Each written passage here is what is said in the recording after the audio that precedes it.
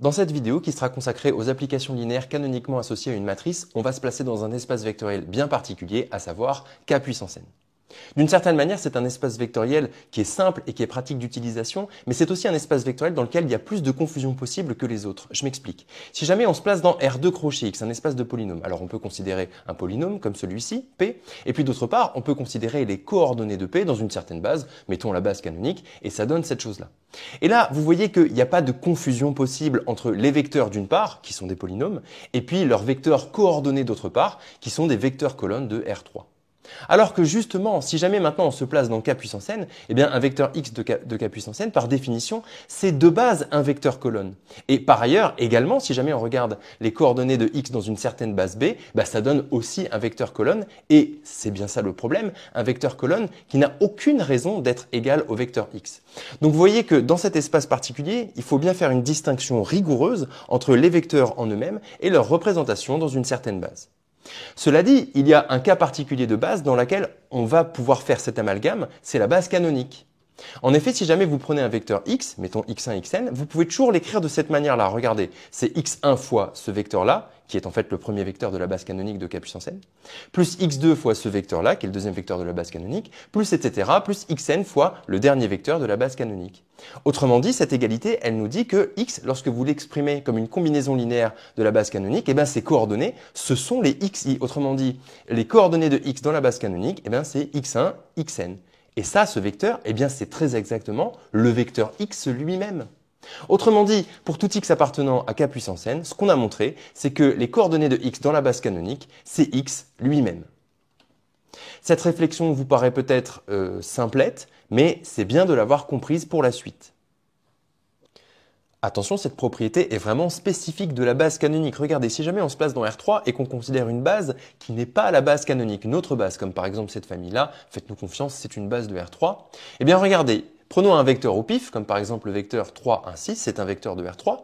Et si maintenant ce vecteur, on s'intéresse à ses coordonnées dans cette base B, il s'agit de déterminer lambda 1, lambda 2 et lambda 3, tel que cette égalité est respectée. Pour les trouver, en fait, il suffit de résoudre un petit système, on vous le passe ici, et donc on trouve que lambda 1 est égal à 4, lambda 2 est égal à 1, et lambda 3 est égal à 2.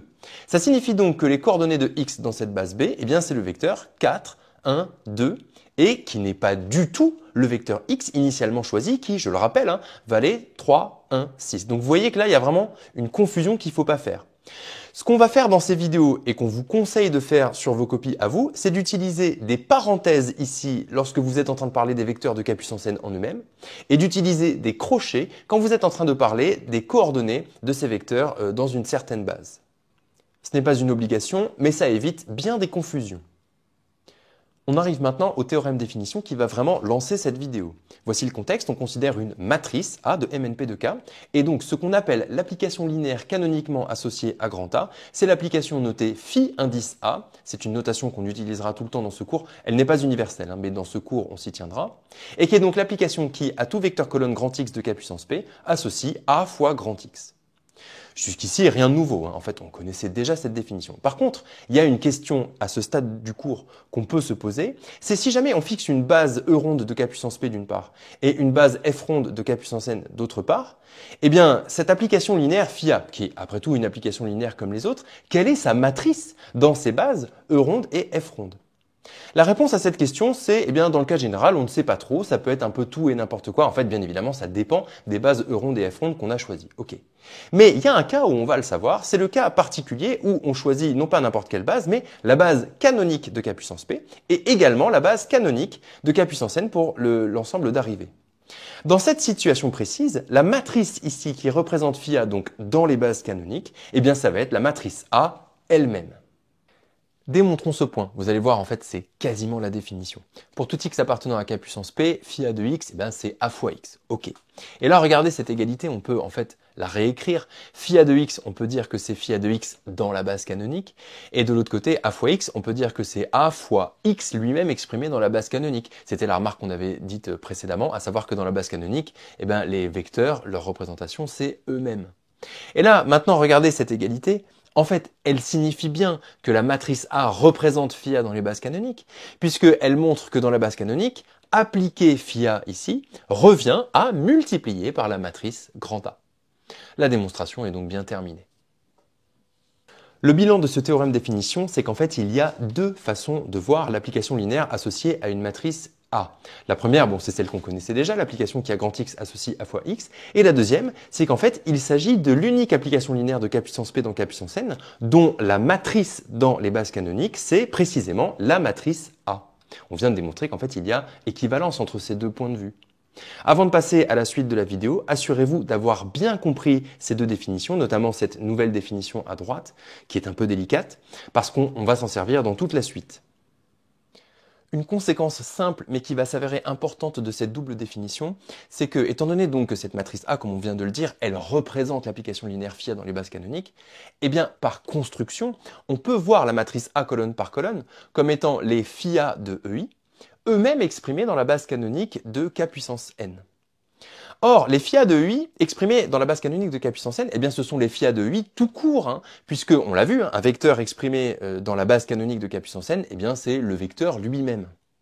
Ça nous donne en fait une interprétation très importante de ce que sont les colonnes d'une matrice grand A.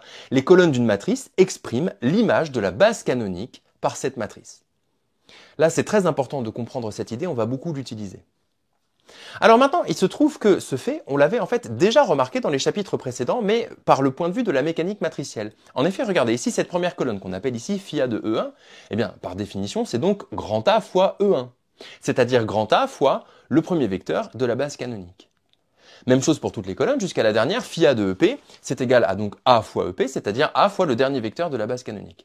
Or, regardez au niveau de la mécanique matricielle ce qui se passe quand on regarde par exemple A fois E1. On fait donc ce produit matriciel, et là le 1 qui est tout en haut, eh bien il vient se multiplier ici au coefficient de la première colonne de grand A, alors que tous les autres coefficients de la matrice sont multipliés par des zéros. Ce qui fait que le résultat qu'on obtient, c'est cette colonne-là, c'est-à-dire précisément la première colonne de grand A. Et ça, c'est vrai pour toutes les colonnes jusqu'à la dernière. Quand on fait A fois EP, le 1 qui est en dernière position vient se multiplier au coefficient de la dernière colonne de A. Les autres sont multipliés par des zéros et on obtient bien en résultat la pième colonne de A. On retrouve bien que les A fois EI sont précisément les colonnes de la matrice A. Donc vous voyez ici que la mécanique matricielle rejoint le point de vue des applications linéaires. Regardons maintenant quelques exemples fondamentaux. Les deux premiers, on les connaît déjà. Le premier dans K puissance N, c'est l'endomorphisme identité qui, sans surprise, est canoniquement associé à la matrice identité, qu'on connaît déjà bien. C'est intéressant maintenant qu'on a l'interprétation des colonnes d'une matrice, de voir que pour la matrice identité, bah oui, ça colle. Ça montre ici que les EI, eh bien, ils sont envoyés sur eux-mêmes, ce qui traduit bien ici l'action de l'endomorphisme identité. Ensuite, deuxième exemple, plus généralement, pour tout lambda appartenant à K, l'homothétie de K puissance N qui a X associe lambda X, elle est canoniquement associée à la matrice lambda fois identité, qui est la matrice diagonale ici avec des lambda. Même chose, regardez ici les colonnes, on sait que c'est l'image des EI par cette homothétie, et ça colle, puisque chacun des EI est envoyé sur lambda fois lui-même. Ça traduit bien l'action de cette homothétie.